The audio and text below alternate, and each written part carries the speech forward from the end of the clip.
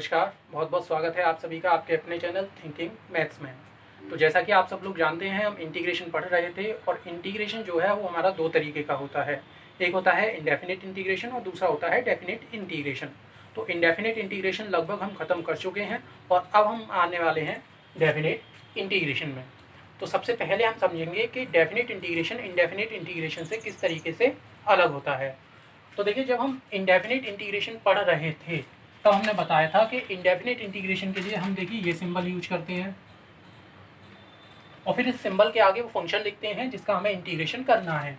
यानी यहाँ पे हम एक फंक्शन लिखते हैं जिसका इंटीग्रेशन करना है और उसके बाद हम लिखते हैं कि किसके रेस्पेक्ट में इंटीग्रेशन करना है।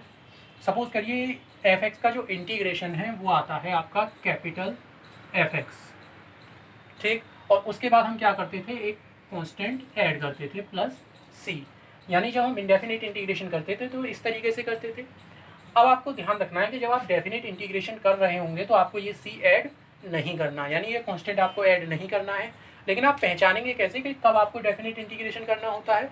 तो आप देखिए कि जब आप इंडेफिनिट इंटीग्रेशन करते हैं तो सिंबल ये होता है, लेकिन जब आप डेफिनिट इंटीग्रेशन करेंगे तो आपका सिंबल यही होगा, लेकिन इस सिंबल के नीचे और ऊपर दो नंबर्स या दो लेटर्स लिखे होंगे जिन्हें हम बोलते हैं लिमिट्स।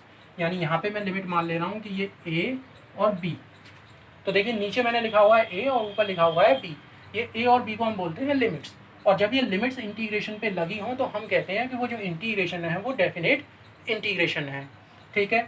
अब ये लिमिट लगी होंगी, उसके बाद अंदर लिखा होगा फंक्शन जिसका आपको इंटीग्रेशन करना है और उसके बाद किसके रेस्पेक्ट में करना है। तो ये सिंबल देख के आप पहचान जाएंगे कि आपका जो क्वेश्चन है वो डेफिनिट इंटीग्रेशन का क्वेश्चन है। उसके बाद अब हम डेफिनिट इंटीग्रेशन करेंगे कैसे। तो सबसे पहली चीज़ आपको ध्यान रखनी है कि डेफिनिट इंटीग्रेशन करने से पहले आपको इंडेफिनिट इंटीग्रेशन अच्छे से आना चाहिए, क्योंकि जो हमारा डेफिनिट इंटीग्रेशन होता है वो इंडेफिनिट इंटीग्रेशन पे ही बेस्ड होता है। तो बस हम देखिए क्या करते हैं कि जैसे हमें आपको बताया कि एफ एक्स का, स्मॉल एफ एक्स का जो इंडेफिनिट इंटीग्रेशन है वो है कैपिटल एफ एक्स प्लस सी। तो आपको बस यही ध्यान रखना है कि इंटीग्रेशन तो वैसे ही करेंगे जैसे हम इंडेफिनिट इंटीग्रेशन में करते थे। यानी स्मॉल एफ एक्स का जब हम इंटीग्रेशन करेंगे तो वो हम कैपिटल एफ एक्स ही करेंगे ऊपर की तरह, लेकिन इसमें सी नहीं लिखेंगे हम, ठीक है। और दूसरा काम हम क्या करेंगे कि इसको ब्रैकेट के अंदर बंद करके यहाँ पे हम लिखेंगे लिमिट जो नीचे लिखी हुई थी और यहाँ ऊपर वाली लिमिट। यहाँ जो नीचे लिमिट लिखी होती है इसे हम बोलते हैं लोअर लिमिट, और जो ऊपर लिमिट लिखी होती है उसे हम बोलते हैं अपर लिमिट।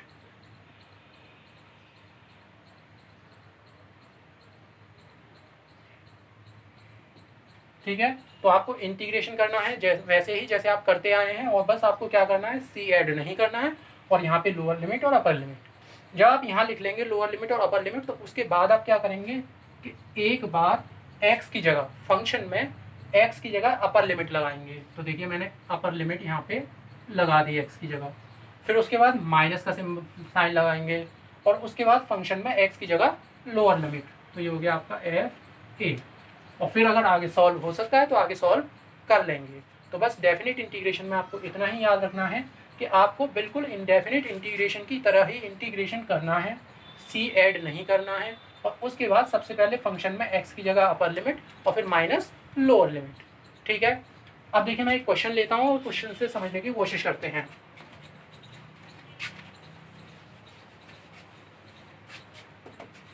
तो आज की क्लास का पहला क्वेश्चन जो हम लेने जा रहे हैं वो लेने जा रहे हैं integration x square D x, और इस पे जो लिमिट लगी हुई है वो है 2 से 3। यानी इसकी लोअर लिमिट है 2 और अपर लिमिट है आपकी 3, ठीक है। अब देखिए मैंने बताया कि इंटीग्रेशन करते समय आपको इंटीग्रेशन बिल्कुल सिंपल तरीके से जैसे आप पहले करते आए हैं वैसे ही करेंगे। तो आप देखेंगे एक्स स्क्वायर का इंटीग्रेशन क्या होता है। तो एक्स स्क्वायर का जो इंटीग्रेशन होता है वो होता है एक्स की पावर 3/3। यानी आपने सिंपल तरीके से इंटीग्रेशन कर लिया, लेकिन अब आप यहाँ सी ऐड नहीं करेंगे। उसके बाद यहाँ पे एक ब्रैकेट लगाएंगे और ब्रैकेट पे नीचे लिखेंगे लोअर लिमिट और ऊपर अपर लिमिट, ठीक। उसके बाद आपको क्या करना है कि x की जगह, फंक्शन में इसमें x की जगह एक बार लिखेंगे अपर लिमिट। तो x की जगह यहाँ पे अपर लिमिट 3 है, 3 लगाया तो ये हो गया 3 की पावर 3/3। फिर माइनस लगा के दूसरी बार में लिखेंगे लोअर लिमिट, तो ये हो जाएगा 2 की पावर 3/3। और फिर इसको सॉल्व कर दीजिए। तो तो 3 की पावर 3 हो गया 27/3 और यहाँ हो गया 8/3 और जब आप इसे आगे सॉल्व करेंगे तो ये हो जाएगा 19/3 और यही आपका आंसर है। ठीक है, एक चीज़ मैं और बताने जा रहा हूँ कि देखिए इस स्टेप के बाद हमने क्या करा कि x की जगह अपर लिमिट और लोअर लिमिट पुट करी। तो आप ये भी ध्यान रखिए कि जब आप अपर लिमिट और लोअर लिमिट पुट करें तो आप ये कांस्टेंट को बाहर लेके भी कर सकते हैं। मतलब इस क्वेश्चन में जब आप लिमिट पुट करें तो आप ऐसे भी कर सकते हैं कि पहले 1/3 को आप ले लें बाहर, तो अंदर बचेगा x की पावर 3 और यहाँ 2 से 3 और फिर इसमें लिमिट पुट करें, यानी ऐसे 1/3 बाहर, 3 की पावर 3 माइनस 2 की पावर 3, तो ये हो जाएगा 1/3 27 माइनस 8 यानी हो गया 19/3। तो आंसर आपका सेम आएगा। तो आप कांस्टेंट को बाहर ले भी सकते हैं और उसको अंदर रख के भी लिमिट्स पुट कर सकते हैं। नेक्स्ट क्वेश्चन जो हमने लिया है वो लिया है 4x की power 3 minus 5x square plus 6x plus 9 और इसमें जो लोअर लिमिट है वो 1 है, अपर लिमिट है आपकी 2। तो सिंपली आप क्या करेंगे कि जैसे आप इंटीग्रेशन करते हैं वैसे ही इंटीग्रेशन करेंगे। तो देखिए जब बीच में प्लस या माइनस होता है तो हम सारे टर्म्स का इंटीग्रेशन अलग अलग करते हैं, यानी इसका इंटीग्रेशन, इसका इन चारों टर्म्स का इंटीग्रेशन अलग अलग होगा। जब हम इसका इंटीग्रेशन कर रहे होंगे तो 4 को तो हम बाहर ले लेंगे, 4 कांस्टेंट है तो 4 को तो ले लिया हमने बाहर। और यहाँ x की पावर 3 का जो इंटीग्रेशन होगा वो हो जाएगा x की पावर 4/4। ठीक, फिर माइनस इसी तरीके से जब हम इसका इंटीग्रेशन करेंगे तो 5 कांस्टेंट है, 5 को आप ले लेंगे बाहर, तो 5 को हमने ले लिया बाहर। और उसके बाद एक्स स्क्वायर का जो इंटीग्रेशन होगा वो होगा x की पावर 3/3। ठीक, फिर आप अगले टर्म पे आएंगे तो प्लस इसमें 6 को बाहर ले लेंगे क्योंकि 6 कांस्टेंट है और x का जो इंटीग्रेशन होगा वो होगा x²/2।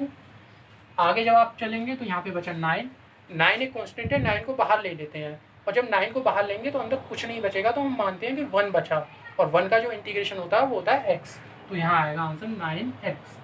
तो आपने इंटीग्रेशन इसका कर लिया और जब इंटीग्रेशन हो जाए तो आपको यहाँ एक ब्रैकेट लगाना है और ब्रैकेट के आगे यहाँ पे लोअर लिमिट और फिर अपर लिमिट। ठीक है, अब देखिए जब हम अपर लिमिट और लोअर लिमिट लगा लेते हैं तो उसके बाद हम क्या करेंगे कि जहाँ जहाँ x आ रहा है वहाँ आप x की जगह पहले लिखेंगे अपर लिमिट, फिर माइनस लगा के लोअर लिमिट। ठीक, लेकिन लिमिट आप हर एक टर्म में अलग अलग भी लगा सकते हैं। मतलब कैसे कि आप पहले हर एक टर्म में अलग अलग कर लीजिए। जैसे देखिए ये एक टर्म है, आप इसे ऐसे ब्रैकेट के अंदर बंद कर लीजिए, 4 से 4 कट जाएगा यहाँ पे, तो क्या बचेगा x की पावर 4 और इस पे आपने लिमिट लिख ली 1 2। ठीक, अगला टर्म है आपका माइनस 5/3 x की पावर 3 और ये लिमिट हो गई 1 से 2। इस वाले टर्म में आप 2 से 6 को काटेंगे तो वो कटेगा 3 टाइम्स, तो यहाँ आ गया 3x² और ये 1 से 2। और उससे अगले वाले क्वेश्चन में 9x और ये आपका 1 से 2। यानी आप इस लिमिट को हर टर्म के साथ अलग अलग ले सकते हैं जैसे मैंने लिया है। उसके बाद आप एक काम और कर सकते हैं कि जो अगर कोई कांस्टेंट है उस कांस्टेंट को इस ब्रैकेट से बाहर भी ले सकते हैं। तो देखिए यहाँ तो कोई कांस्टेंट नहीं है तो यहाँ तो आप डायरेक्ट लिमिट लगाइए और लिमिट लगाने का तरीका ये है कि पहले आप x की जगह अपर लिमिट लगाते हैं, तो आप x की जगह 2 लगाएंगे तो ये हो गया 2 की पावर 4 और फिर माइनस लगा के x की जगह अपर लिमिट तो 1 की पावर 4, फिर माइनस देखिए ये 5/3 इस ब्रैकेट में एक कांस्टेंट था तो इस 5/3 को आप बाहर कर लीजिए और फिर x की जगह अपर लिमिट तो ये हो गया 2 की पावर 3 और माइनस x की जगह लोअर लिमिट तो ये हो गया 1 की पावर 3।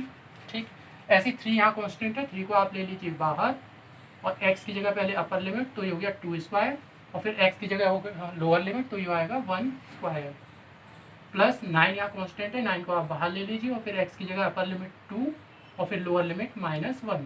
तो पहले अपर लिमिट फिर माइनस लगा के लोअर लिमिट। अब इसे सॉल्व करिए तो 2 की पावर 4 हो जाएगा आपका 16 में से एक गया, यहाँ पे बचा आपका 15 माइनस 2 की पावर 3 जो होगा आपका वो होगा 8 और 8 में से 1 जाएगा तो आपका बचेगा 7। 2 की पावर 2 होगा आपका 4 और 4 में से 1 गया तो ये आ गया 3 और यहाँ पे 2 में से 1 गया तो 1 तो इंटू 1 तो ये हो गया 15 माइनस 5 7 35/3 3 3 9 और ये 9 एकम 9। जब आप इसे सॉल्व करेंगे तो देखिए 9 9 18 और 15 जो हो गए वो हो गए आपके 33।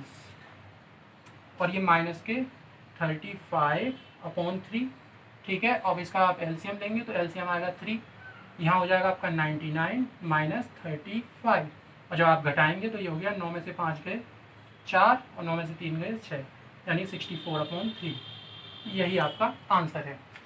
देखिए इस क्वेश्चन में हमने क्या करा था, लिमिट को हर एक टर्म के साथ अलग अलग ले लिया, लेकिन ये जरूरी नहीं है कि आप लिमिट को हर टर्म के साथ अलग अलग लें। आप ऐसा भी कर सकते थे कि आप सबसे पहले पूरे में x की जगह 2 लगा देते और फिर माइनस करके पूरे में x की जगह 1, यानी आप ऐसे भी कर सकते हैं। मैं यहाँ करके दिखाता हूँ कि आप ऐसे कर सकते हैं, x की जगह 2 लगाइए तो देखिए क्या होगा। पहले तो 4 से 4 कट गया तो यहाँ x की पावर 4 था, तो यहाँ पे x की जगह जब 2 लगाएंगे तो ये हो गया 2 की पावर 4।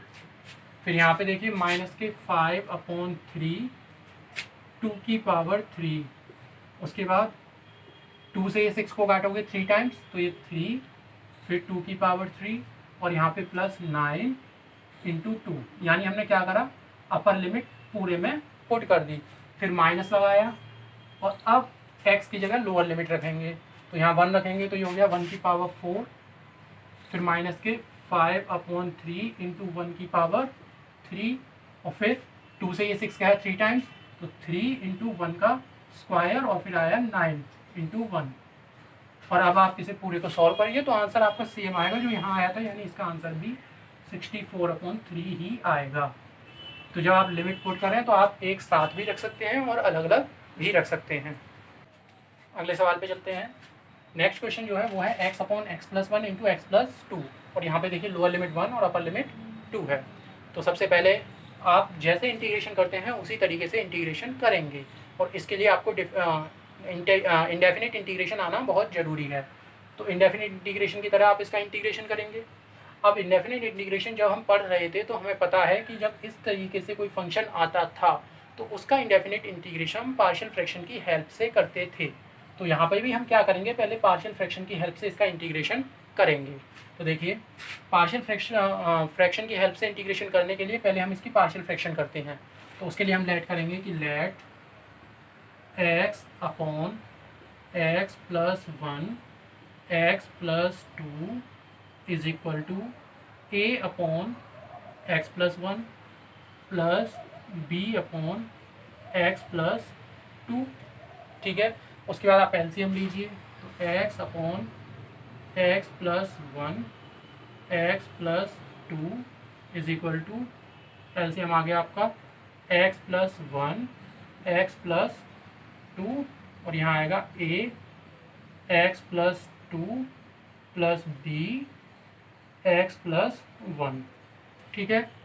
एलसीएम से एलसीएम गया तो आपके पास बचा x is equal to a x+2 और ये प्लस b x+1, इसे आप इक्वेशन 1 मान लीजिए। अब हम क्या करते हैं कि इसमें x की जगह कुछ वैल्यूज़ रखते हैं और उसके हेल्प से हम a और b की वैल्यू निकालते हैं। हम x की जगह ऐसी वैल्यू रखते हैं जिससे हमारा कोई एक टर्म 0 हो जाए।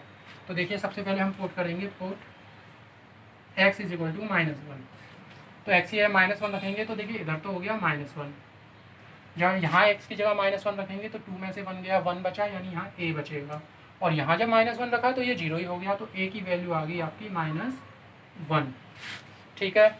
उसके बाद आप पुट कर दीजिए, put x is equal to -2, तो जब आप x की जगह -2 रखेंगे तो यहाँ तो आएगा -2, और इधर जब आप -2 रखेंगे तो ये टर्म तो 0 हो जाएगा, और यहाँ जब -2 रखेंगे तो यहाँ आएगा -b, तो यहाँ से जो b की वैल्यू आएगी आपकी वो आएगी 2। तो a और b की वैल्यू आपने फाइंड आउट कर ली। अब a और b की वैल्यू यहाँ रख दीजिए, सो ये आपके पार्शियल फ्रैक्शंस हो गए। तो यहाँ पे जब हम वैल्यू रखेंगे तो देखिए हमें ये पता चलेगा कि x/(x+1) इंटू x+2 बराबर, a की जगह आपने -1 रखा तो -1/(x+1) और ये प्लस b की जगह आपको 2 रखना है तो 2/(x+2), ठीक है। अच्छा, अब आपने पार्शियल फ्रैक्शन कर लिए तो आप जो इंटीग्रेशन था उस इंटीग्रेशन में इस फंक्शन की जगह इसके पार्शियल फ्रैक्शंस को पुट कर देते हैं। तो हम यहाँ से इसे हटाएंगे और अपने क्वेश्चन में इसकी जगह इसकी पार्शियल फ्रैक्शन को पुट कर देंगे। तो जब हम पार्शियल फ्रैक्शन को पुट करेंगे तो ये हो जाएगा -1 अपॉन x प्लस 1 और प्लस 2 अपॉन x प्लस 2 और ये dx। अब आप इसको इंटीग्रेट कर लीजिए। तो देखिए इसका जब आप इंटीग्रेशन करेंगे तो ये -1 तो बाहर आ जाएगा और 1 अपॉन एक्स प्लस 1 का जो इंटीग्रेशन होगा वो होगा लॉग मॉड x प्लस 1। उसी तरीके से जब इसका इंटीग्रेशन करेंगे तो 2 तो आ जाएगा बाहर और इसका जो इंटीग्रेशन होगा वो होगा लॉग मॉड x प्लस 2। ठीक है, और ये ब्रैकेट यहाँ पे लोअर लिमिट और यहाँ अपर लिमिट। ठीक, मैंने आपको बताया था अभी पीछे क्वेश्चन में कि जब आपके पास दो टर्म हो तो आप लिमिट को अलग अलग ले सकते हैं, यानी आप इसके साथ लिमिट को अलग ले सकते हैं और जब आप लिमिट को अलग लें तो आप कांस्टेंट को बाहर भी निकाल सकते हैं। तो यहाँ पे देखो आप माइनस को बाहर निकाल लीजिए और ये देखिए पहले लॉग मॉडुलस x प्लस 1 और ये लोअर लिमिट अपर लिमिट, ऐसे यहाँ पे 2 को बाहर ले लिया, लॉग मॉडुलस x प्लस 2 ये लोअर लिमिट अपर लिमिट। अब बारी बारी करके अपर लिमिट और लोअर लिमिट पुट करिए। तो देखिए पहले आप x की जगह अपर लिमिट लगाएंगे तो यहाँ हो जाएगा log 3। ठीक है, अब मैंने मॉड इसलिए नहीं लगाया कि जब मॉड के अंदर कोई पॉजिटिव नंबर हो तो मॉड को आप हटा सकते हो। तो 3 क्योंकि एक पॉजिटिव नंबर है इस वजह से यहाँ मॉड लगाने की कोई ज़रूरत नहीं थी। फिर माइनस लगा के जब हम x की जगह 1 लगाएंगे तो यहाँ आ जाएगा log 2। ऐसे ही यहाँ पे देखिए log x की जगह 2 लगाइए तो ये हो गया log 4 और माइनस log 1 लगाएंगे तो ये हो गया 3। ठीक है, अब एक रिलेशन होता है लॉग में कि log m minus log n is equal to log m upon n। ये एक रिलेशन होता है, तो इस रिलेशन का यूज करके आप इससे आगे भी कर सकते हैं। कैसे, देखिए आप इसमें log m minus log n लगाइए तो ये हो जाएगा log m अपॉन n यानी log 3/2। ऐसे देखिए इसमें लगाइए तो ये हो जाएगा log 4/3। ठीक, एक रिलेशन और होता है लॉग में कि क्या होता है कि अगर यहाँ पे मल्टीपल में कोई चीज़ है तो इस मल्टीपल वाली चीज़ को जब अंदर लेके जाते हैं तो वो पावर में आती है, यानी आप इसे लिख सकते हैं log m की पावर n। तो यहाँ पे भी देखिए ये 2 मल्टीपल में है, जब आप इसे अंदर लेके जाएंगे तो ये पावर में आ जाएगा, यानी ये हो जाएगा माइनस log 3/2 प्लस log 4/3 की पावर 2। ठीक, अब देखिए आप इसमें दोबारा से log m, यहाँ m माइनस log n लगा सकते हैं। इसको m मानिए, इसको n मानिए। ठीक है, यानी इसको पहले लिख लीजिए और इसको बाद में लिख लीजिए तो ये log m हो गया, ये माइनस log n हो गया। तो जब आप ऐसे लगाएंगे तो ये देखिए ये हो जाएगा log 4/3 का स्क्वायर अपॉन 3/2। और जब आप इसे आगे सॉल्व करेंगे तो ये हो जाएगा 4 चौक 16 बटे 3 तिया 9 और ये 3/2। तो और सॉल्व करिए तो ये हो जाएगा 16 दूनी 32 और ये हो जाएगा 9 तिया 27 और यही आपका आंसर है। आइए अगले क्वेश्चन पे चलते हैं। तो नेक्स्ट क्वेश्चन जो हमने लिया है वो लिया है sin square x/2 minus cos square x/2 और हमारी लिमिट है 0 से पाई। तो देखिए इस क्वेश्चन को आप कैसे करेंगे, मैंने आपको पिछले क्लासेस में या इंटीग्रेशन ऑफ ट्रिग्नोमेट्रिक फंक्शंस वाली क्लासेस में बताया था कि जब भी साइन स्क्वायर या कॉस स्क्वायर आए तो आप उसका डायरेक्ट इंटीग्रेशन नहीं कर सकते हैं, उसके लिए आपको कुछ फॉर्मूले लगाने पड़ते हैं। तो वो फॉर्मूले मैंने क्या बताए थे, वो बताया था कि अगर कभी साइन स्क्वायर x आ जाए तो इसके लिए फॉर्मूला लगेगा 1 माइनस कॉस 2x अपॉन 2, और अगर कभी कॉस स्क्वायर x आ जाए तो इसके लिए फॉर्मूला लगेगा 1 प्लस कॉस 2x अपॉन 2। ये बताया गया था आपको। ठीक है, इसके अलावा तो आप देखिए यहाँ पे भी साइन स्क्वायर और कॉस स्क्वायर है तो आप ये फॉर्मूले लगा सकते हैं। तो आपने देखिए क्या करेंगे, 0 से पाई साइन स्क्वायर की जगह आप ये फॉर्मूला लगाएंगे। लेकिन फॉर्मूला लगाने से पहले ध्यान रखना कि अगर यहाँ x है तो यहाँ 2x हो जाता है, यानी जितना एंगल यहाँ पे है उसका डबल हो जाता है यहाँ। तो यहाँ पे हमारे पास एंगल है x/2, तो जैसे ही हम ये फॉर्मूला लगाएंगे तो इसका डबल हमारे पास एंगल हो जाएगा x, यानी इसका आंसर आएगा 1 minus cos x upon 2। x/2 था, x/2 का डबल करेंगे तो x आएगा। ऐसे यहाँ पे जब आप करेंगे तो ये हो जाएगा 1 प्लस कॉस x अपॉन 2। अब आप इसका लीजिए एलसीएम। तो जब आप एलसीएम लेंगे तो एलसीएम आया 2, 1 minus cos x minus 1 minus cos x d x. अब देखिए 1 से तो 1 गया और ये हो जाएगा माइनस के 2 कॉस एक्स और अपॉन में चल रहा है आपके पास 2। इस 2 से ये 2 गया और माइनस को आप ले लीजिए बाहर। कॉस एक्स का जो इंटीग्रेशन होता है वो होता है साइन एक्स। ये हो गई आपकी लोअर लिमिट और ये हो गई आपकी अपर लिमिट। अब इसमें एक एक करके लिमिट लगाइए। तो सबसे पहले आप लगाएंगे इसमें अपर लिमिट, तो ये हो जाएगा साइन पाई। लोअर लिमिट और अपर लिमिट हमेशा एक्स की जगह लगाई जाती हैं, तो हमने पहले क्या करा, एक्स की जगह अपर लिमिट लगाई तो ये हो गया। फिर माइनस करके लोअर लिमिट लगाएंगे तो ये हो गया साइन जीरो। साइन पाई की जो वैल्यू होती है वो जीरो होती है और साइन जीरो की वैल्यू भी जीरो होती है, तो इस वजह से आंसर आ गया आपका जीरो। ठीक है। अच्छा, इस क्वेश्चन को करने का एक तरीका और था। वो तरीका ये था कि ट्रिग्नोमेट्री में एक फॉर्मूला होता है cos square x minus sine square x is equal to cos 2x। ये एक फॉर्मूला होता है। तो ये फॉर्मूला भी यहाँ पे बनना था। आप इसको ऐसे कर सकते थे कि आप इसमें से माइनस कॉमन ले लेते। तो जब हम माइनस कॉमन ले लेंगे तो देखिए ये कॉस स्क्वायर एक्स तो पहले आ जाएगा, कॉस स्क्वायर एक्स बाई 2, और minus sine square x by 2 बाद में आ जाएगा। ठीक है, तो बिल्कुल यही चीज़ बन गई कि नहीं। और जब ये चीज़ बन गई तो आप ये फॉर्मूला लगा सकते हैं। बस फॉर्मूला लगाते समय ध्यान रखिए कि जब यहाँ एक्स एक्स है तो यहाँ कितना हो जाता है 2x, यानी जो एंगल यहाँ थे उसका डबल हो गया।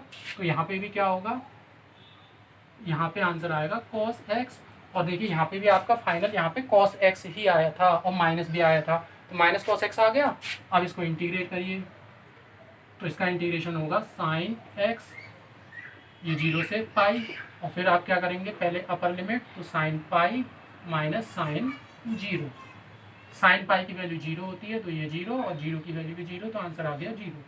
तो इस तरीके से भी इस क्वेश्चन को कर सकते थे। Next question, 0 to pi by 4 sine की पावर 3 2t कॉस 2t। ठीक, अब देखिए इस क्वेश्चन को करने के लिए आप क्या करेंगे, हमेशा ध्यान रखिए कि डेफिनिट इंटीग्रेशन में अभी अपना कुछ नहीं है, बस इसमें लिमिट ऐड हो जाती हैं। आपको काम वही करना होता है जो आप इंडेफिनिट इंटीग्रेशन में करते थे, यानी आपको इंडेफिनिट इंटीग्रेशन पूरा आना चाहिए। तो देखिए इंडेफिनिट इंटीग्रेशन की हेल्प से आपको सोचना पड़ेगा कि हम इसका इंटीग्रेशन कैसे करें। तो देखिए यहाँ पे क्या है कि अगर आप साइन 2t को कुछ पुट कर लें तो उसका डिफरेंशिएशन cos 2t यहाँ पे है। साइन का डिफरेंशिएशन cos आता है, तो आप यहाँ पे क्या करिए, साइन 2t को कुछ पुट कर लीजिए। हम t पुट करते थे, लेकिन यहाँ पे t पहले से आ रहा है तो आप और कुछ पुट कर लीजिए। यानी इस क्वेश्चन में हम क्या करेंगे, हम इंटीग्रेशन बाई सब्स्टिट्यूशन का यूज करेंगे और हम पुट करेंगे, put sine 2t is equal to x मान लीजिए। बाकी के क्वेश्चनों में क्या होता था, x होता था, हम t पुट करते थे, अब t दे रखा है तो x मान लीजिए। अब जरूरी नहीं है x माने, आप y भी मान सकते हैं। उसके बाद दोनों साइड का डिफरेंशिएशन करते हैं, तो इसका जो डिफरेंशिएशन आएगा वो आएगा 2 cos 2t, यहाँ पे आएगा अब dt, t वाले के साथ dt और x वाले के साथ dx। आपके पास क्वेश्चन में केवल cos 2t था, ये 2 नहीं है देखिए, तो इस 2 को इधर ले जाइए तो ये हो जाएगा cos 2t dt is equal to d x upon 2। अब यहाँ रखिए ये वैल्यूज़, तो ये हो गया आपके पास 0 से पाई बाई 4। देखिए इसको आपने x माना है तो ये हो गया x की पावर 3, और इसकी जो वैल्यू आई है वो आई है डी एक्स अपॉन 2। तो ये 1/2 तो आप ले लेंगे बाहर, तो आपके पास बचा x की पावर 3, और x की पावर 3 का जो इंटीग्रेशन होगा वो होगा x की पावर 4 अपॉन 4, और ये आपकी लोअर लिमिट, ये अपर लिमिट। ठीक है, ये 4 कांस्टेंट है, इसको आप बाहर ले सकते हैं, तो बाहर हो गया 8। लेकिन अभी आपको लिमिट नहीं लगानी। क्यों नहीं लगानी, कि जब आप ये क्वेश्चन में थे तो देखिए क्वेश्चन जो था वो आपका t के टर्म्स में था, तो ये जो लिमिट है ना वो t की लिमिट है, यानी आप इसको t की जगह ही रख सकते हैं। लेकिन जब हमने इंटीग्रेशन बाई सब्स्टिट्यूशन लगाया तो ये क्वेश्चन x में चेंज हो गया, और लिमिट किसकी है पहले से t की, तो आप इन t की लिमिट्स को x की जगह नहीं रख सकते। पहले आपको क्या करना पड़ेगा कि इस x की वैल्यू लगानी पड़ेगी। तो x की वैल्यू थी आपकी साइन 2t, तो पहले आप लगाइए यहाँ पे साइन 2t, और इसकी जो पावर है वो है 4, और फिर आप लिमिट पुट करेंगे। ठीक है, तो हम लिमिट पुट करते हैं, तो पहले आप देखिए t की जगह पाई बाई 4 लगाएंगे, जब आप टी की जगह पाई/4 लगाएंगे तो 2 से 4 कट जाएगा, तो यहाँ पाई/2 बचेगा, यानी ये हो जाएगा 1/8 साइन की पावर 4 पाई/2, फिर माइनस, फिर टी की जगह 0 लगाएंगे तो ये 0 हो जाएगा, तो साइन की पावर 4 और यहाँ 0। साइन पाई/2 का मतलब होता है 1, तो यहाँ आ गया 1, और 1 की पावर 4 1 ही होता है, और साइन 0 की वैल्यू 0, तो आंसर आ गया आपका 1/8। ठीक है, तो आप समझ गए होंगे इस क्वेश्चन को। इस क्वेश्चन में हमें इंटीग्रेशन बाई सब्स्टिट्यूशन की हेल्प लेनी पड़ी। अच्छा, अब इस क्वेश्चन में मैं एक चीज़ और बताने वाला हूँ कि इस क्वेश्चन में देखिए हमने क्या करा कि जब हम यहाँ पे पहुँचे तो क्या होता है, बहुत सारे हम लोग गलती क्या कर देते हैं कि यहाँ पे पहुँचते ही हम x की जगह ये पाई/4 सीधे लगा देते हैं, और उसकी वजह से हमारा आंसर गलत हो जाता है। जबकि हमें क्या करना है कि पहले x की वैल्यू लगा दी थी sin 2t, उसके बाद लिमिट पुट करनी है। लेकिन होता क्या है कि हम यहीं पे लगा देते हैं गलती से, ये गलती हो जाती है, मुझसे भी हो जाती है, आपसे भी हो सकती है। तो इस गलती से बचने के लिए इसका एक अलग तरीका और होता है। वो तरीका क्या होता है कि देखिए ये जो लिमिट थी ये अभी टी की थी, क्योंकि जो क्वेश्चन था आपका वो टी के टर्म्स में था। आप क्या करिए कि इस लिमिट्स को भी चेंज कर लीजिए। जैसे आपने क्वेश्चन को टी से एक्स में चेंज करा है, ऐसे आप लिमिट्स को भी चेंज कर लीजिए। तो लिमिट्स को कैसे चेंज करते हैं ये देखिए।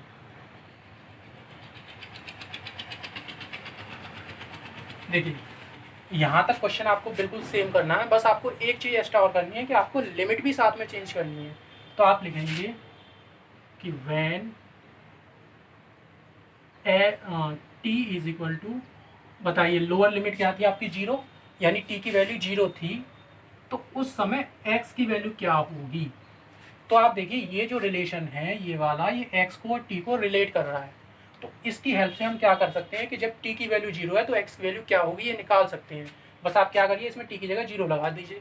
तो जब आप यहाँ t की जगह 0 लगाएंगे तो साइन 0 क्या होगा 0, तो x की वैल्यू क्या आ जाएगी 0। ठीक है, उसी तरीके से when t is equal to पाई/4 हो, पाई/4 क्यों लिया है, क्योंकि अपर लिमिट पाई/4 थी, तो x की वैल्यू क्या होगी उस समय। तो आप क्या करिए, ये रहा रिलेशन, यहाँ पे पाई/4 लगाइए, और जब आप पाई/4 लगाएंगे तो यहाँ पाई/2 बचेगा, और जब पाई/2 बचा तो साइन पाई/2 की वैल्यू होती है 1, तो टी एक्स की वैल्यू क्या आ जाएगी 1। यानी आपकी जो है ना टी की लिमिट थी 0 से पाई/4, उसके करस्पॉन्डिंग जो एक्स की लिमिट्स आई वो आई 0 to 1। तो आप क्या करेंगे कि जब आप यहाँ क्वेश्चन को एक्स में चेंज करेंगे तो यहाँ लिमिट भी साथ में चेंज कर देंगे, और जब साथ में लिमिट चेंज होंगी अब आप क्वेश्चन करते जाइए कि आपने 1/2 को ले लिया बाहर, x की पावर 3 का इंटीग्रेशन हो गया x की पावर 4/4, और लिमिट है यहाँ पे 0 to 1। ठीक है, इसको आपने बाहर ले लिया तो ये 1/8 हो जाएगा। और आप अब यहाँ पे क्योंकि हमने लिमिट साथ में चेंज कर ली है तो आप इन लिमिट को x की जगह भी लगा सकते हैं। तो आपने x की जगह 1 लगाया तो 1 की पावर 4, 0 की पावर 4, तो आंसर आ जाएगा आपका 1/8। तो जब भी इंटीग्रेशन बाई सब्स्टिट्यूशन लगाना हो तो आप साथ के साथ में लिमिट भी चेंज कर सकते हैं। अगला सवाल, एक्स ई की पावर एक्स स्क्वायर और लिमिट है आपकी 0 to 1। देखिए इस क्वेश्चन को आप डायरेक्ट नहीं कर पाएंगे, इस क्वेश्चन में भी आपको इंटीग्रेशन बाई सब्स्टिट्यूशन की मदद लेनी पड़ेगी। अब इंटीग्रेशन बाई सब्स्टिट्यूशन में आप किसी चीज़ को टी मानते हैं तो टी ऐसी चीज़ को मानते हैं जिसका डिफरेंशिएशन भी क्वेश्चन में गिवन हो। तो यहाँ पे जो हम टी मान सकते हैं वो मान सकते हैं इस एक्स स्क्वायर को, क्योंकि एक्स स्क्वायर का डिफरेंशिएशन होता है 2x, और 2x का ये जो x है वो देखिए क्वेश्चन में गिवन है, तो आप एक्स स्क्वायर को टी मान सकते हैं। और वैसे भी ध्यान रखिए कि ई की पावर एक्स स्क्वायर अगर कहीं आ रहा है तो ई की पावर एक्स स्क्वायर का डायरेक्ट इंटीग्रेशन का कोई फॉर्मूला नहीं होता, तो आपको इस एक्स स्क्वायर को टी मानना ही पड़ेगा तभी आप कर पाएंगे। तो देखिए इसमें हम क्या करेंगे, सबसे पहले पुट करेंगे, put x square is equal to t, फिर उसके बाद दोनों साइड का डिफ्रेंशिएशन, तो ये हो जाएगा 2x dx is equal to dt। लेकिन हमारे पास क्वेश्चन में ये 2 नहीं था, देखिए तो आप 2 को ले जाओ इधर, तो ये हो गया x dx is equal to dt/2। ठीक है, फिर आप देखिए मैंने बताया 2 तरीके होते हैं इसके कि जब भी इंटीग्रेशन बाई सब्स्टिट्यूशन लगाओ तो आप साथ के साथ में लिमिट और चेंज कर दीजिए। तो हम यहाँ लिमिट भी चेंज कर लेते हैं कि वैन, देखिए ये जो लिमिट थी वो x की थी, क्योंकि ये जो आपका क्वेश्चन था वो x के टर्म्स में था। जब आप इंटीग्रेशन बाई सब्स्टिट्यूशन का यूज करेंगे तो आपका क्वेश्चन t के टर्म्स में आ जाएगा, तो आपको जो लिमिट्स हैं वो t के टर्म्स में लानी पड़ेंगी। तो वो कैसे लाएंगे, तो आप देखिए कि when x is equal to, यहाँ लिखेंगे हम लोअर लिमिट, और लोअर लिमिट क्या है 0, कि जब x की वैल्यू 0 है तो t की वैल्यू क्या होगी, यहाँ लिख दीजिए। तो देखिए ये रिलेशन से पता चलेगा, आप x की जगह यहाँ 0 लगाओ तो t की वैल्यू भी 0 आएगी, तो t 0। उसी तरीके से जब x = 1 होगा तो t क्या होगा, तो देखिए यहाँ t लगाइए, x की जगह 1 लगाइए तो t की वैल्यू यहाँ पे भी 1 आएगी। तो यानी आपका जो x की जो लिमिट थी वो थी 0 to 1, और उसके करस्पॉन्डिंग t की जो लिमिट आई वो भी क्या आई, 0 to 1। तो आपका क्वेश्चन अब ये हो जाएगा 0 to 1, लिमिट चेंज नहीं हुई, यहाँ पे ये वाली लिमिट लगाई है मैंने 0 to 1 t वाली। उसके बाद देखिए क्या है कि x dx की जगह तो आप लिखेंगे dt/2, और यहाँ e⁻x² को आपने माना था t, ये हो गया dt/2। 1/2 को ले लो बाहर, तो अंदर बचा e⁻t का इंटीग्रेशन e⁻t हो गया। अब ये लिमिट हम लगा सकते हैं, हमें t की वैल्यू रखने की ज़रूरत नहीं है, यहाँ पे आप t की जगह x² रखने की ज़रूरत नहीं है, क्योंकि ये जो लिमिट है वो t की हो गई। तो आप यहाँ लगाएंगे तो ये हो जाएगा 1/2 e⁻1 माइनस e⁻0, और e⁻0 1 होता है, तो आंसर आया 1/2 e-1। नेक्स्ट क्वेश्चन, अगला जो सवाल हमने लिया है वो लिया है 5x⁴ √x⁵ प्लस 1। इस क्वेश्चन को भी आप डायरेक्ट नहीं कर सकते, आपको इंटीग्रेशन बाय सब्स्टिट्यूशन की हेल्प लेनी पड़ेगी। तो आपको ये सोचना है पहले कि किस चीज़ को टी पुट किया जाए। तो देखिए आप अगर x⁵ को टी पुट कर लें तो आपको 5x⁴ मिल जाएगा, क्योंकि x⁵ का डिफरेंशिएशन होता है 5x⁴, और वो यहाँ गिवन है, तो हमें x⁵ को टी पुट करना चाहिए। लेकिन यदि x⁵ के साथ कोई कांस्टेंट ऐड हो रहा है तो हम उस कांस्टेंट सहित टी पुट कर लेते हैं, इससे हमारा क्वेश्चन और आसान हो जाता है। तो हम क्या करेंगे, हम इस पूरे को टी पुट करेंगे, इतने को, यानी हम पुट करेंगे पुट x⁵ प्लस 1 = t, ठीक है। उसके बाद दोनों साइड का डिफरेंशिएशन, तो ये हो गया 5x⁴ dx = dt, ठीक है। साथ ही साथ में लिमिट भी चेंज कर ले रहे हैं, तो लिमिट जब आप चेंज करेंगे तो आप लिखेंगे कि वैन x = आप देखिए x की लोअर लिमिट क्या थी, -1, तो जब x की वैल्यू -1 है तो उस समय t की वैल्यू क्या होगी, यहाँ पे रखिए x की जगह -1, तो जब आप यहाँ -1 रखेंगे तो जो t की वैल्यू आएगी वो 0 आ जाएगी, क्योंकि यहाँ -1 आ जाएगा और ये -1 और +1 0 हो जाएंगे। उसी तरीके से व्हेन x = 1, जब x की वैल्यू 1 हो तो यहाँ 1 लगाइए तो t की वैल्यू आ जाएगी आपकी 2। तो देखिए आपकी जो लिमिट थी वो -1 से +1 थी, उसके करस्पॉन्डिंग जो t की लिमिट आई वो आई 0 से 2, तो आपकी लिमिट तो चेंज हो जाएंगी 0 से 2, जो पहले -1 से +1 थी।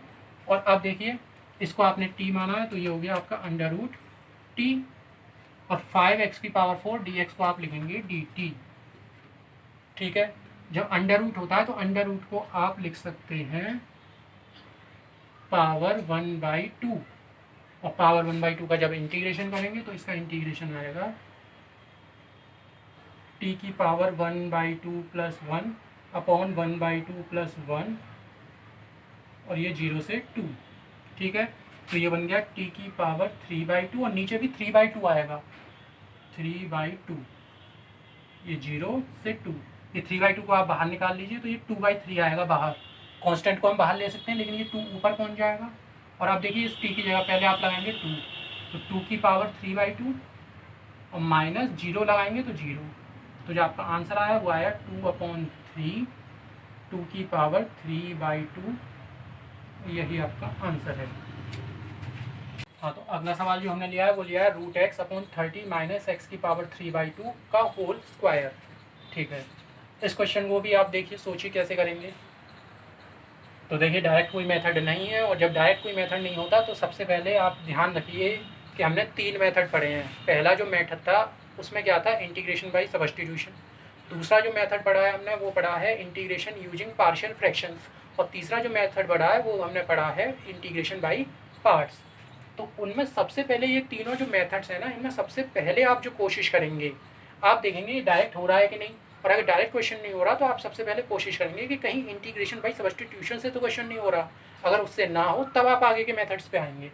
तो यहाँ पे सोचिए कि क्या ये इंटीग्रेशन बाय सब्स्टिट्यूशन से हो जाएगा, और ये देखने का सिंपल तरीका है, बस ये देख लीजिए कि क्वेश्चन में कोई एक फंक्शन हो और उस फंक्शन का डिफरेंशिएशन भी क्वेश्चन में हो।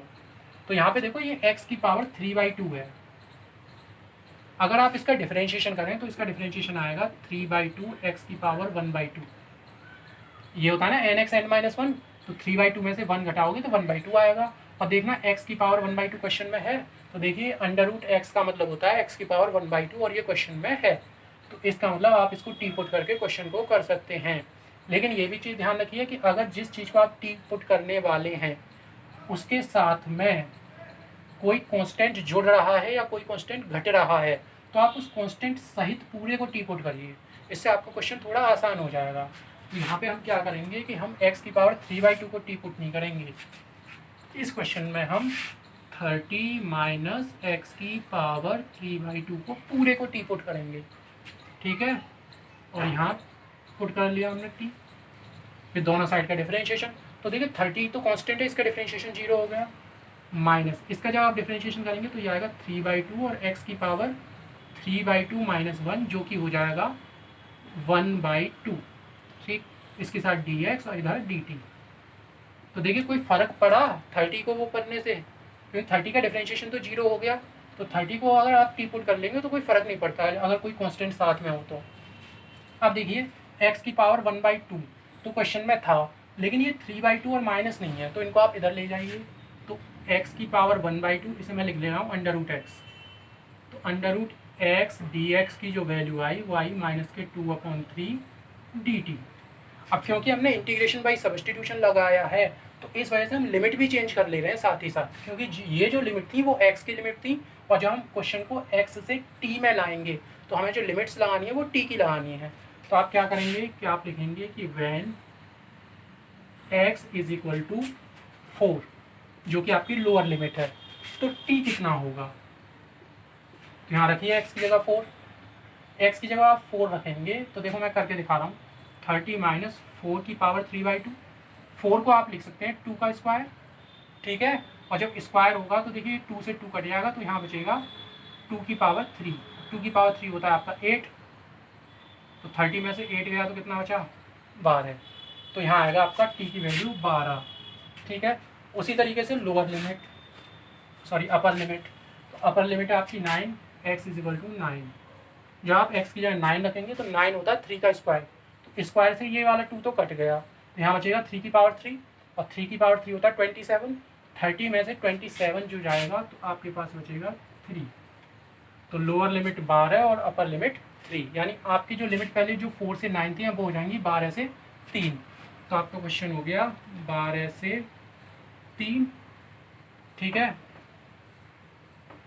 हाँ मैंने कुछ गलत कर दिया है, यहाँ पे जब हम कर रहे थे तो 2 की पावर 3 आया था 8, तो 30 में से 8 जाएगा तो 12 नहीं बचेगा 22 बचेगा।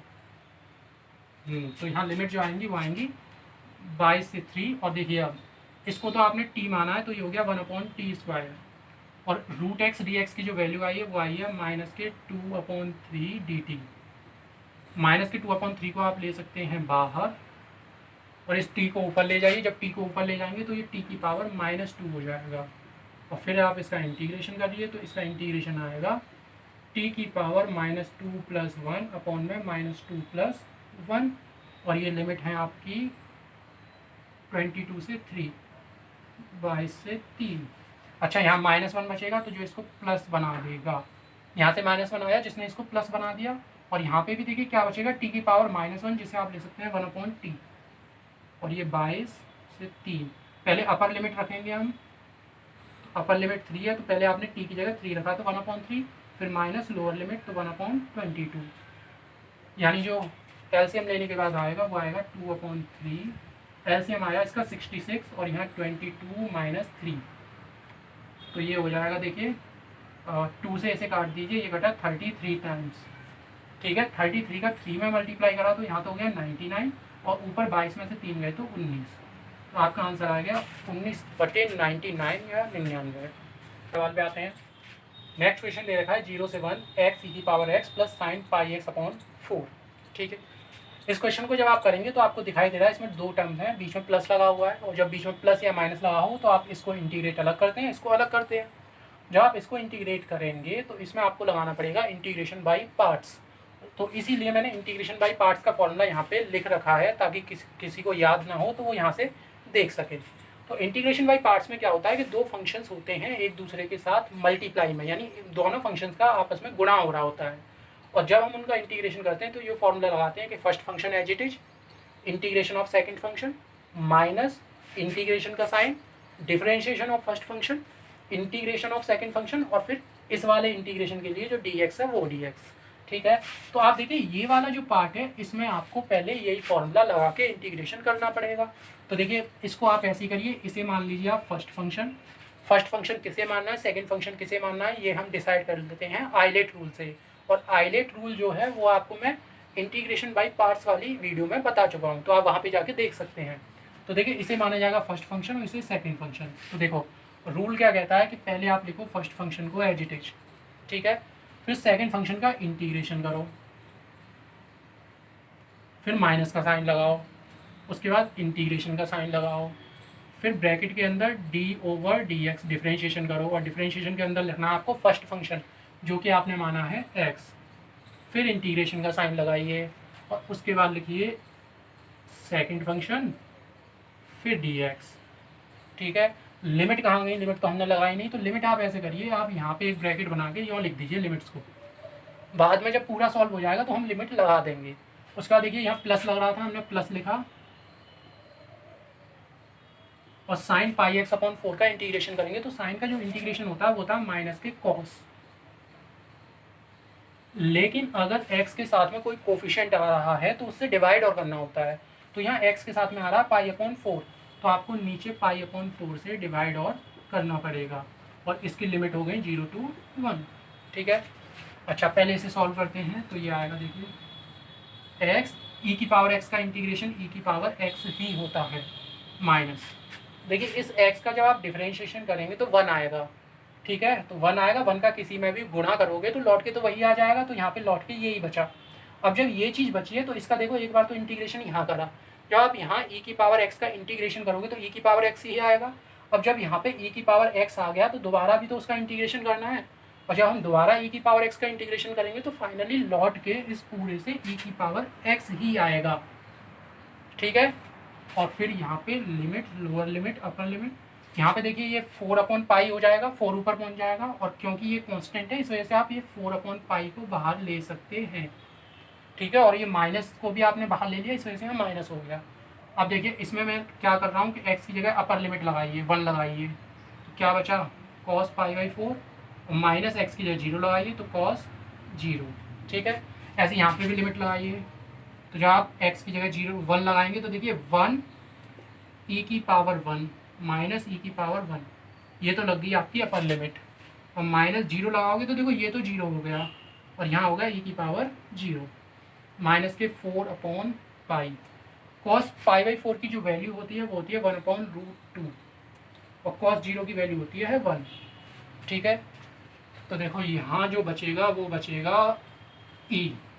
ठीक है, और यहाँ पे माइनस ई में से ई गया तो ये तो 0 हो जाएगा, यहाँ देखो ई की पावर ये तो 0 हो ही गया, ई की पावर 0 जो होता है वो 1 होता है, तो यहाँ 1 बचेगा, और जब आप ये वाला ब्रैकेट खोलोगे तो ये माइनस और ये माइनस मिलके हो गए प्लस, और ये जो ई की पावर 0 बचाता है ये 1 है, इसको आप अंदर ले जाइए तो ये हो जाएगा आपका, अंदर ले जाइए या कोई ज़रूरी नहीं है आप अंदर ले जाएं, आप इसको यूँ ही बाहर भी रहने दे सकते हैं, 1/√2 माइनस 1, और देखिए ई में से ई गया तो ये 0 ही हो गया, तो फाइनली जो बचा वो बचा आपके पास 1 माइनस 4/पाई 1/√2 माइनस 1, और यही आपका आंसर है।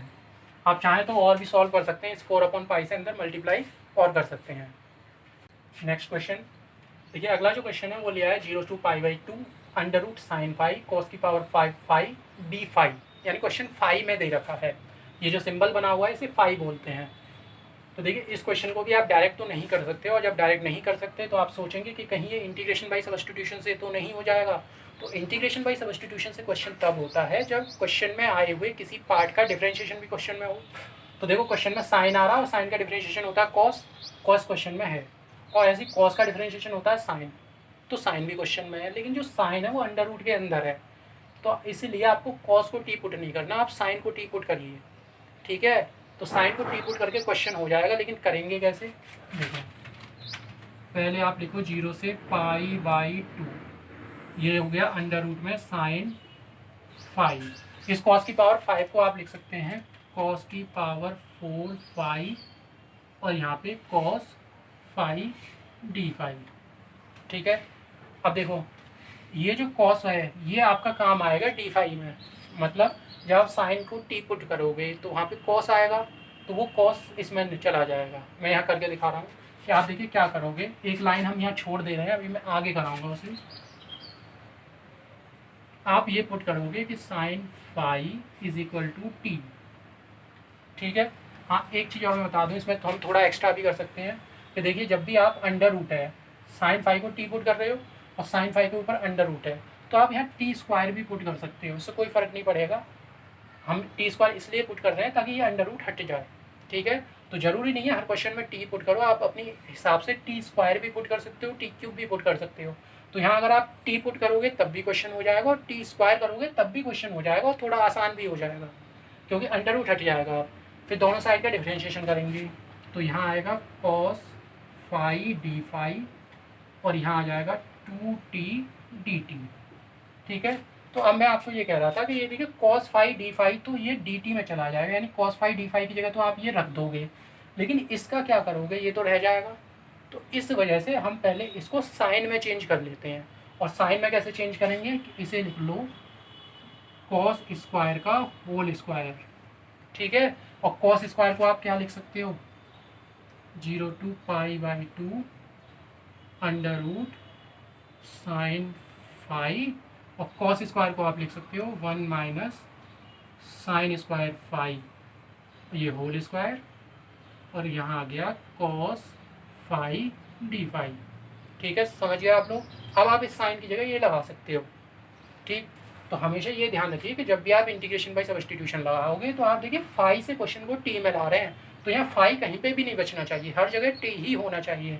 तो आप ये वैल्यू पुट करिए। हाँ, लिमिट और चेंज करते हैं, तो जब टी फाई की वैल्यू 0 होगी तो टी की वैल्यू क्या आएगी, तो टी की वैल्यू भी 0 आएगी, यहाँ लगा के देख लीजिए। और जब आप देखिए फाई की जगह π/2 होगा तो यहाँ π/2 लगाओ, तो साइन π/2 1 होता है, तो टी की वैल्यू भी यहाँ से 1 आएगी। तो लिमिट हो गई आपकी 0 से 1। तो ये हो गया, देखो 0 से 1 तो हो गई लिमिट। इस साइन 5 को आपने टी स्क्वायर माना, तो यहाँ जब आप टी स्क्वायर रखोगे तो यहाँ केवल टी बचेगा, अंडर रूट हट जाएगा। यहाँ पे जब आप टी स्क्वायर कर लिखोगे तो एक स्क्वायर पहले से है, तो यहाँ हो जाएगा टी की पावर 4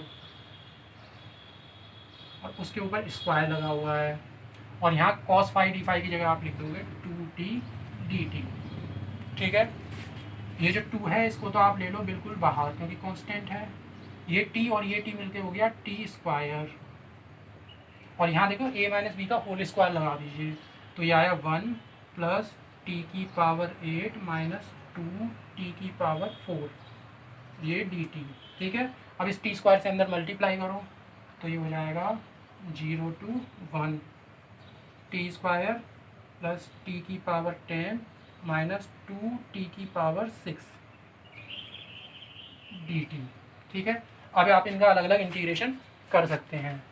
तो देखो टी स्क्वायर का जो इंटीग्रेशन होगा वो होगा टी की पावर 3/3, उसके बाद टी की पावर 10 का जो इंटीग्रेशन होगा वो होगा टी की पावर 11/11, और यहाँ पे पहले 2 को तो आप लोगे बाहर, और फिर टी की पावर 6 का जो इंटीग्रेशन होगा वो होगा टी की पावर 7/7, और यहाँ लिमिट हो गई 0 to 1। ठीक है, अब आप देखिए पहले तो आप अपर लिमिट लगाइए 1, तो हर जगह टी की जगह 1 लगा दो, तो यहाँ 1 लगाओगे तो ये हो गया 1/3, यहाँ 1 लगाओगे तो ये हो गया 1/11, और यहाँ 1 लगाओगे तो ये हो गया 2/7, यानी हमने पूरे में अपर लिमिट लगा दी। फिर माइनस करके लोअर लिमिट लगाओ, तो लोअर लिमिट जब आप यहाँ लगाएंगे तो ये भी 0, ये भी 0, ये 0, तीनों 0 हो जाएंगे, तो यहाँ जोड़ने के बाद 0 आ जाएगा। ठीक है, अब आप इसे सॉल्व कर लीजिए, तो देखिए इसका जो LCM आएगा वो आएगा 231, 7 या 21, 21 का 11 में मल्टीप्लाई करेंगे 231, और इससे इसमें जब आप मल्टीप्लाई वो डिवाइड करेंगे तो ये जाएगा 77 टाइम्स, तो यहाँ आया 77, प्लस 11 से जब आप इसमें डिवाइड करेंगे तो ये जाएगा 21 टाइम्स, और 7 से जब आप इसमें डिवाइड करेंगे तो ये आएगा 33 टाइम्स। और उस 33 का 2 में मल्टीप्लाई करेंगे तो ये हो गया 66। ये तो 0 हो ही चुका था, तो यहाँ कितना बचेगा देखिए, ये हो गया 8, 98 हो गया यहाँ पे, ठीक है। 77 और 21, 98, और 98 में से 66 घटा दीजिए तो ये बचेगा आपके पास 98 में से 60, हाँ 8 में से 6 गए तो 2, 9 में से 6 गए 3, 32 बचेगा। 98, 66, 2, 3, 32, और नीचे चल रहा है आपका 2, 3, 1। अब कुछ कट नहीं रहा है तो इस वजह से आप इसका इसमें मल्टीप्लाई कर दीजिए तो ये हो गया 64/231, और यही आपका आंसर है, ठीक है। तो इस क्लास में हमने सीखा डेफिनेट इंटीग्रेशन की स्टार्टिंग, आप किस तरीके से डेफिनेट इंटीग्रेशन करते हैं। इस क्लास में हमने देखा कि डेफिनेट इंटीग्रेशन करने के लिए इंडेफिनिट इंटीग्रेशन आना आपको बहुत ज़रूरी है, ठीक है। और फिर अगर आपको इंडेफिनिट इंटीग्रेशन आता है तो आप समझिए आपको डेफिनेट इंटीग्रेशन आधे से ज़्यादा आ गया। बस आपको क्या करना है, बस लिमिट्स और पुट करनी है, ठीक है। तो आज की क्लास में बस इतना ही, तब तक के लिए बहुत बहुत धन्यवाद। Keep practising.